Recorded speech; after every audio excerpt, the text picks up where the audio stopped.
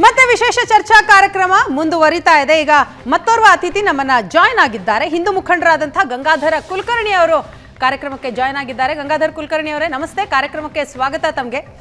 ಈಗಾಗಲೇ ಜ್ಞಾನವಾಪಿ ಮಸೀದಿಯಲ್ಲಿ ಹಿಂದೂಗಳ ಪೂಜೆಗೆ ಕೋರ್ಟ್ ಅವಕಾಶವನ್ನ ಕೊಡ್ತು.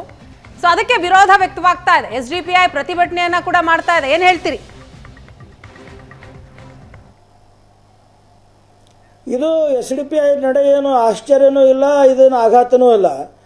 SDPI ನಡೆ ಯಾವಾಗಿದ್ರೂ ಸಹ ಈ ದೇಶದ ಕಾನೂನನ್ನ ಸಂವಿಧಾನವನ್ನ ವಿರೋಧ ಮಾಡ್ಕೊಂಡು ಬಂದಂತ ನಡೆಗಳೇ ಇದೆ. ಹೀಗಾಗಿ ಅದರಲ್ಲಿ ಏನು ಆಶ್ಚರ್ಯವೇ ಇಲ್ಲ. ಅಲ್ಲ ಗಂಗಾಧರ್ ಕುಲಕರ್ಣಿ ಅವರೇ, ಡಾಕ್ಟರ್ ಬಾಬಾ ಅಲ್ಲಿನ ಜಿಲ್ಲಾ ನ್ಯಾಯಾಧೀಶರು ಅವ್ರು ಯಾವಾಗ್ಲೂ ಸಹ ಅವರ ನಿವೃತ್ತಿಯ ಕೊನೆ ದಿನ ಈ ರೀತಿ ತರಾತುರಿಯಲ್ಲಿ ತೀರ್ಪನ್ನ ಕೊಟ್ಬಿಟ್ರು. ಅದು ಹೈಕೋರ್ಟ್ ನಲ್ಲಿ ಇದೆ ಕೇಸು. ಇವರು ತರಾತುರಿಯಲ್ಲಿ ದುರುದ್ದೇಶದಿಂದಾಗಿ ಈ ರೀತಿಯ ತೀರ್ಪನ್ನ ಕೊಟ್ಟಿದ್ದಾರೆ ಅನ್ನುವಂಥದ್ದು ಅವ್ರ ವಾದ. ಅಲ್ಲ, ಈಗ ನ್ಯಾಯಾಧೀಶರಾಗಿ ಅಲ್ಲಿ ಕೂತ್ಕೊಂಡಂಥವ್ರು ತರಾತುರಿಯಲ್ಲಿ ಕೊಡ್ತಾರೋ, ಕೇಸುಗಳನ್ನು ಅವಲೋಕನ ಮಾಡಿ ಕೊಡ್ತಾರೋ, ಅಲ್ಲಿರುವಂಥ ದಾಖಲೆಗಳ ಆಧಾರದ ಮೇಲೆ ಕೊಡ್ತಾರೋ, ವಾದ ವಿವಾದಗಳಿಂದ ಕೊಡ್ತಾರೋ, ಅದೆಲ್ಲ ಅಲ್ಲಿ ಕೋರ್ಟ್ನಲ್ಲಿ ನಡೆದಂಥ ಪ್ರೊಸೀಡಿಂಗ್ಸ್. ನಾವು ಇಲ್ಲಿ ಕೂತ್ಕೊಂಡು ಅವರು ತರಾತುರಿಯಲ್ಲಿ ಕೊಟ್ಟರು, ರಿಟೈರ್ ಆಗಬೇಕಾದ್ರೆ ಕೊಟ್ಟರು, ಯಾವ್ದು ಕೊಟ್ಟರು ಸಹ ಅದು ಕಾನೂನುಬದ್ಧವಾಗಿದ್ದಂಥದ್ದೇ. ಅದನ್ನು ಚಾಲೆಂಜ್ ಮಾಡಿದ್ದೀರಿ. ಅಲ್ಲಿ ಅದು ಏನಾಗಿದೆ, ಅದು ಅಕಸ್ಮಾತ್ ಅವ್ರು ಮಾಡಿದಂಥ ತಪ್ಪಾಗಿದ್ರೆ ಇಷ್ಟೊಳಗೆ ಹೈಕೋರ್ಟ್ಗೆ ಹೋಗಿದ್ರಿ, ಸುಪ್ರೀಂ ಕೋರ್ಟ್ಗೆ ಹೋಗಿ ಬಾಗ್ಲ ಬಡ್ದಿದ್ರಿ, ಅಲ್ಲೂ ಸಹ ಯಾವುದೇ ರೀತಿ ಸ್ಟೇ ಕೊಟ್ಟಿಲ್ಲ. ಹಾಗಾಗಿ ಅವರು ಯಾವ ತರಾತುರಿಯಲ್ಲೇನೂ ಕೊಟ್ಟಿರಲ್ಲ. ಸಾಕಷ್ಟು ಅಧ್ಯಯನ, ಅದರ ಬಗ್ಗೆ ಇದ್ದಂಥ ದಾಖಲೆಗಳನ್ನು ನೋಡಿಕೊಂಡೇ ಅವರು ಆ ರೀತಿಯಂಥ ನಿರ್ಣಯವನ್ನು ಕೊಟ್ಟಿರ್ತಾರೆ.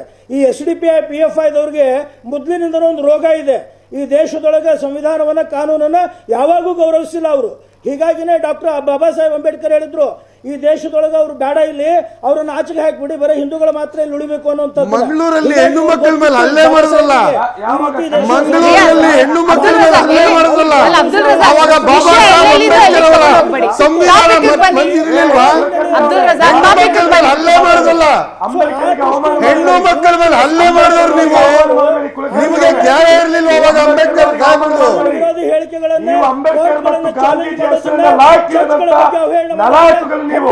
ಮಾಡ್ಕೊಂಡು ಹೋಗ್ತಾರೆ. ಕೆಲಸನೇ ಅದು. ಸರ್ ತನ್ಸೆ ಜುದಾ ಅಂತ ಹೇಳಿ ಹಿಂದೂಗಳನ್ನು ಹತ್ಯೆ ಮಾಡುವಂತ ಮಾನಸಿಕತೆಯನ್ನು ಡೆವಲಪ್. ನಿಮ್ಮ ಸಂಸ್ಥೆ ಅಧ್ಯಕ್ಷ ಹೇಳಿದ್ನಲ್ಲ, ತಲ್ವಾರ್ ಇಡಬೇಕು ಮನೆಯಲ್ಲಿ ಅಂತ, ಕುರಿ ಕುಯ್ಯಕ. ನಿಮ್ಮ ಸಂಸ್ಥೆ ಅಧ್ಯಕ್ಷ ಹೇಳಿದ್ನಲ್ಲ, ಮನೆಯಲ್ಲಿ ತಲ್ವಾರ್ ಇಡಬೇಕು ಅಂತ, ಅದು ಕುರಿ ಕುಯ್ಯಕ. ನಿಮ್ಮ ಏರಿಯಾದಲ್ಲಿ ಕಸಾಯಿಗಳಿಲ್ವಾ? ಅವರು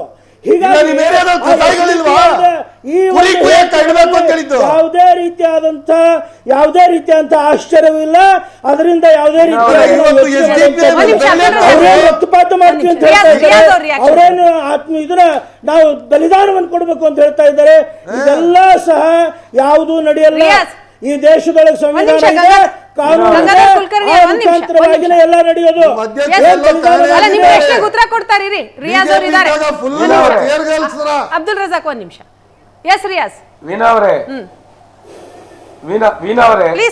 ಅವರೇ ಅಲ್ಲಿ ಕುಲಕರ್ಣಿ ಅವರು ಹೇಳಿದ್ರು, ಕುಲಕರ್ಣಿ ಅವರು ಹೇಳಿದ್ರು, ಇಲ್ಲಿ ಸಂವಿಧಾನದ ವಿರುದ್ಧವಾಗಿ, ಕಾನೂನಿನ ವಿರುದ್ಧವಾಗಿ, ನ್ಯಾಯಾಲಯದ ವಿರುದ್ಧವಾಗಿ ಹೋಗುವುದು SDPIಗೆ ಒಂದು ರೋಗ ಅಂತೇಳಿ. ಈ ರೋಗ ಯಾರಿಗೆ ಹಿಡಿದಿದ್ದದ್ದು, ಹಿಡಿತಾ ಇರುವುದು ಅಂತೇಳಿ ಎಲ್ರಿಗೂ ಗೊತ್ತಿದೆ. ಸಂವಿಧಾನವನ್ನ ಒಪ್ಪದೆ ಇಲ್ಲಿ ಮನುವಾದವನ್ನ ತಂದವರು, ತ್ರಿವರ್ಣ ಧ್ವಜವನ್ನ ಒಪ್ಪದೆ ಇಲ್ಲಿ ಕೇಸರಿ ಧ್ವಜವನ್ನು ಆರಿಸ್ತಾ ಇರುವವರು, ಶಬರಿಮಲೆಯ ತೀರ್ಪು ಬಂದಾಗ ಆ ಕೋರ್ಟಿನ ವಿರುದ್ಧ ಇಡೀ ಕೇರಳವನ್ನ ಬೆಂಕಿ ಹೊತ್ತಿಸಿದವರು ಈ ಕುಲಕರ್ಣಿ ಅಂತ ಹಿಂದುತ್ವದ ಈ ದೇಶದವನ್ನ ಒಡೆಯುವಂತ ಸಂಘ ಪರಿವಾರದ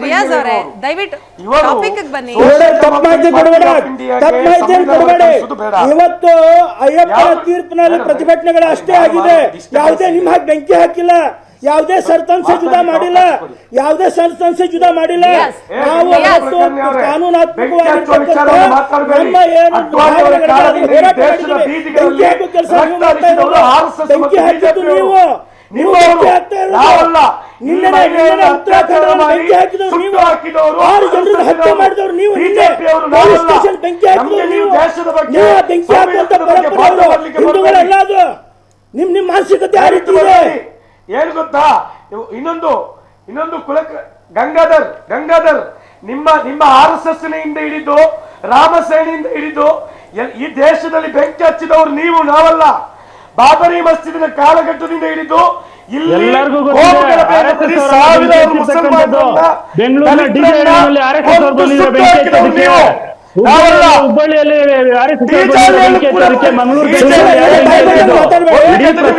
ಗೊತ್ತಿದೆ ಬೆಂಕಿ ಹಚ್ಚೋದಕ್ಕೆ ಯಾರು ಅಂತ ಹೇಳಿ.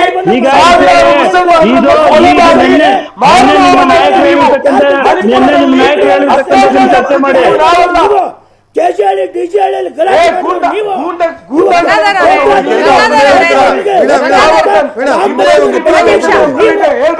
ಹೇಳ್ತಾ ಇದ್ರಿ ಇವತ್ತು ನೀವ್ ಹೇಳ್ತಾ ಇದ್ರಿ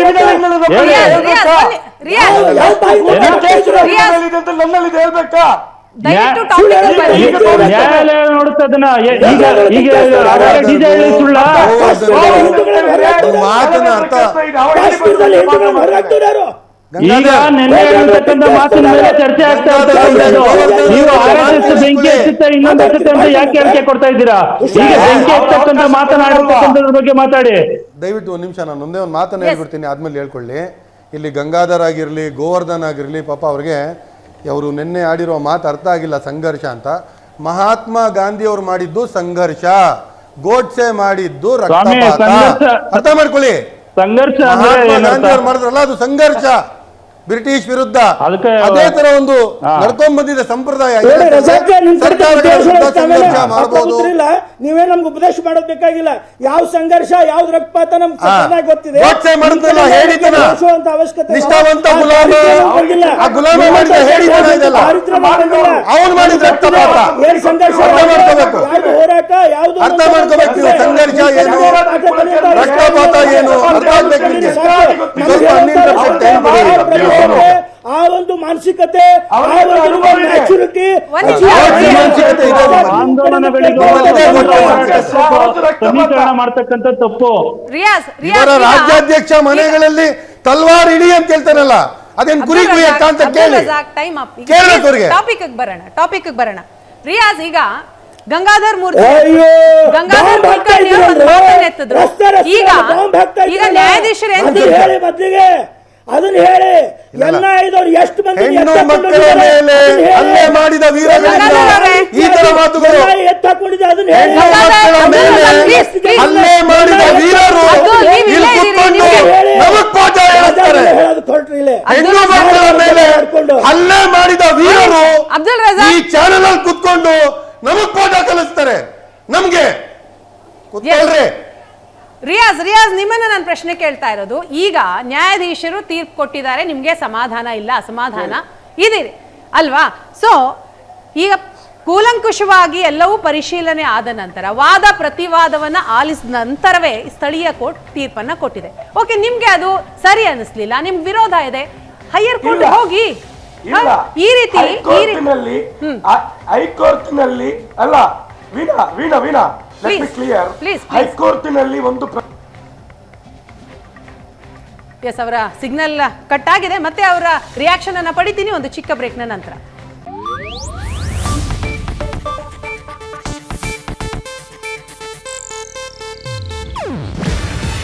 ಇದು ಏಷ್ಯಾನೆಟ್ ನ್ಯೂಸ್ ನೆಟ್ವರ್ಕ್ ಪ್ರಸ್ತುತಿ. ನೀವು ನೋಡ್ತಿದ್ದೀರಾ ಏಷ್ಯಾನೆಟ್ ಸುವರ್ಣ ನ್ಯೂಸ್.